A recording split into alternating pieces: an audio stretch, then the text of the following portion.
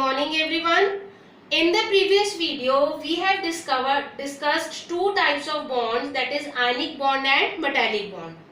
Now we are going to discuss the other two, that is coordinate bond and covalent bond.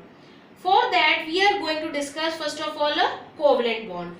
Covalent bond is a type of bond which is formed by sharing of electrons. For example, if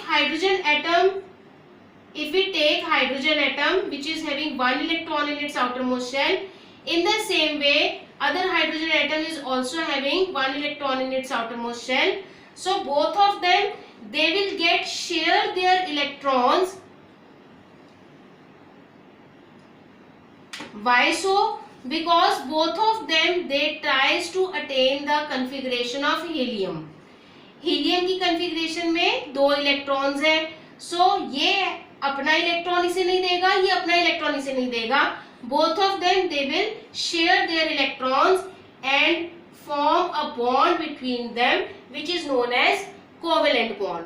So in this way we say that covalent bond is a type of bond which is formed by sharing of electrons. It is further of three types: single, double and triple. And this is an example of single covalent bond. मतलब दोनों atoms के बीच में एक bond है तो हम उसे कहेंगे single covalent bond, because this bond is formed by sharing of two electrons, one from each in order to become stabilized. So it is a single covalent bond.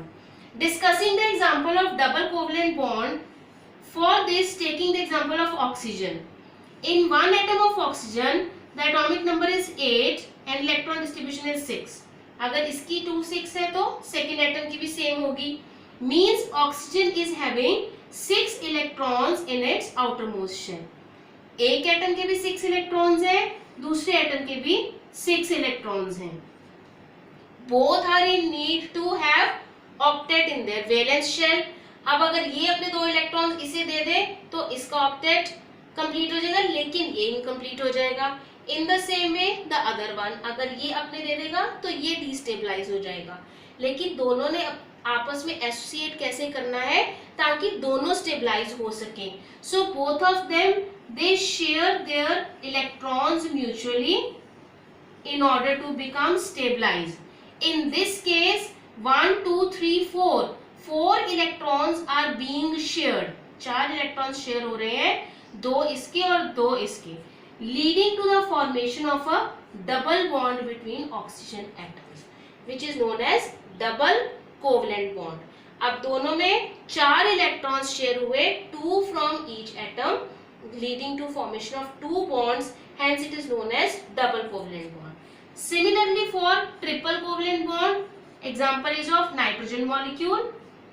We know that nitrogen is having 3 electrons in its valence shell, atomic number is 7, electronic distribution is 2 5. In the same way for second nitrogen atom, अब ये nitrogen इसके 3 electrons share कर लेगा, 5 इसके खुद के हैं, 3 ये शेयर कर लेगा.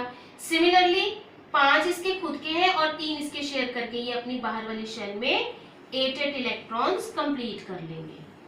सो in this way it leads to the sharing of 3 pairs of electrons और 6 electrons among the 2 nitrogen atoms in order to have octet in their valence shell.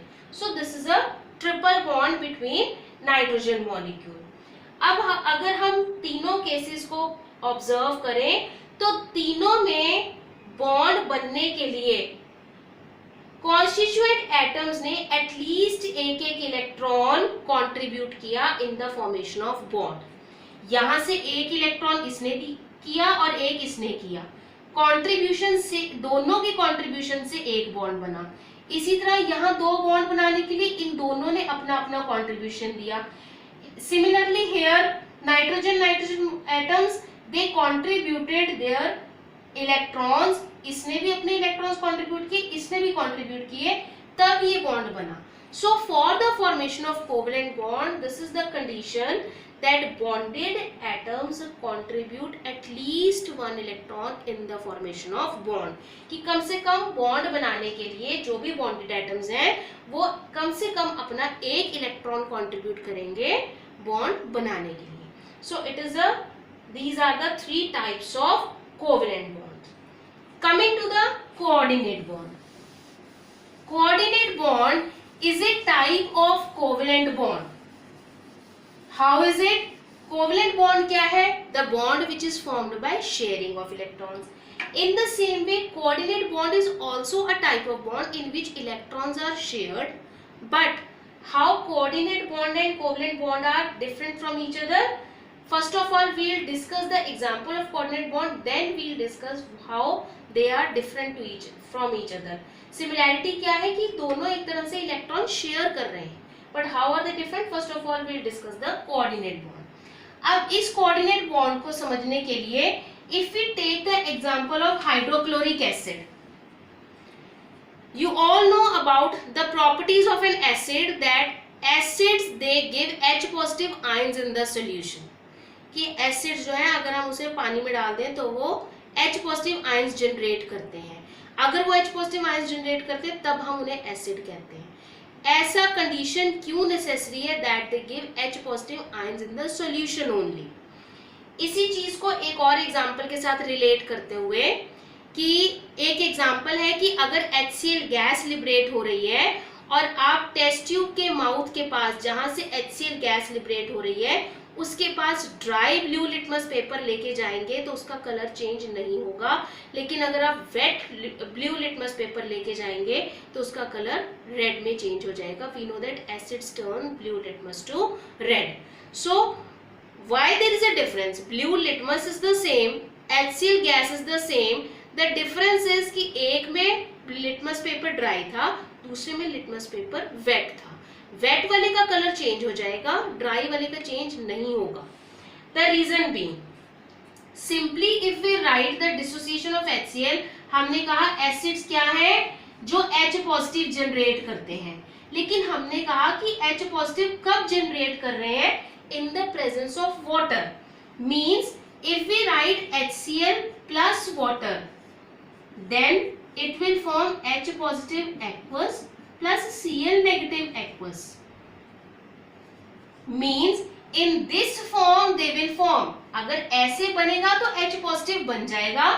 अगर इसके साथ वाटर नहीं है, ये ड्राई लिटमस पेपर के केस में, कि this reaction will not occur in case of dry litmus paper. लेकिन अगर लिटमस पेपर वेट है, मीन्स उसमें वाटर है, then they will get dissociated into ions, H positive generate हो जाएंगे और लिटमस पेपर का कलर चेंज हो जाएगा. अब ऐसा क्यों है कि ड्राई में ही डिसोसिएशन नहीं होगा लेकिन वेट में हो जाएगा? For this if we write the electronic configuration of hydrogen atom, it is having 1 electron in its outermost shell. ये H पॉजिटिव कब बनेगा? जब ये अपना एक इलेक्ट्रॉन जो इसके पास है उसे भी लूज कर दे. अगर ये अपना एक इलेक्ट्रॉन भी लूज कर देगा तो इसके पास सिर्फ न्यूक्लियस रह जाएगा. And alone the nucleus can not exist. For its existence a support is required. That support here is provided by water. यहाँ वो सपोर्ट नहीं है. Here water is providing the support to H positive for its existence. अब ये उसे कैसे support provide कर रहा है? If we draw the structure of water, here oxygen's electronic configuration is 2,6, means it is having 6 electrons in its outermost shell. Out of these 6 electrons, oxygen is using 2 of its electrons to form 2 bonds with 2 hydrogen atoms. ये इसके साथ और ये इसके साथ bond बनाने में involve हो गए. Now these 2 pair of electrons are unused with oxygen atom. ये इसे यूज नहीं कर रहा.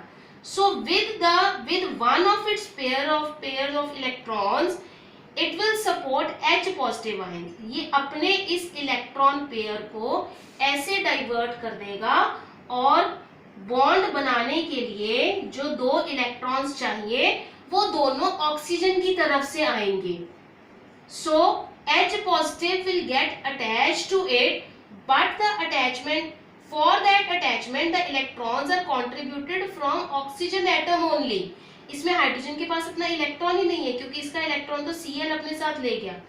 H positive is deficient of electrons. अब इसमें इलेक्ट्रॉन ही नहीं है तो बॉन्ड बनाने के लिए 2 इलेक्ट्रॉन्स चाहिए।